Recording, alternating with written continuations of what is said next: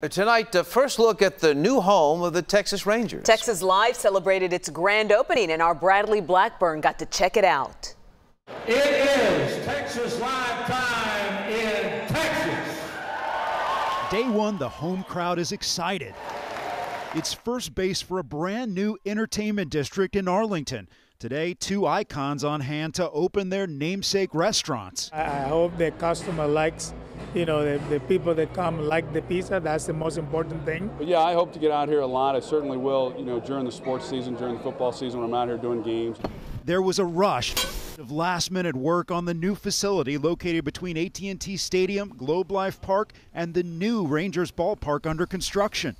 Inside, 200,000 square feet, all about food and sports, with a massive screen to watch the action. It's never been done before in a food and beverage entertainment concept. This is 100 foot in diagonal, 4mm high-definition LED screen. Developer Reed Cordish told us it will show Rangers and Cowboys games live, and there's food from 8 different bars and restaurants that surround the arena.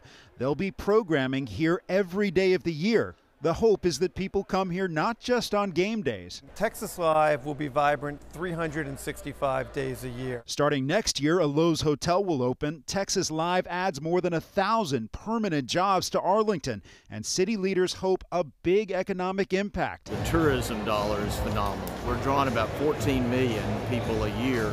Texas Live will increase us immediately to 17 million a year. Built for fans and fun in the center of the game. We can't wait to welcome everybody. Big party going on out here right now. Now, a question you might have before you come out to Texas Live is about parking. We asked, and the good news is that parking is free if you come out here to the restaurants and bars, even on game days. Though on those days, the spots aren't available until an hour after the start of the game. Live at Texas Live, Bradley Blackburn, Channel 8 News. All right, Bradley, you got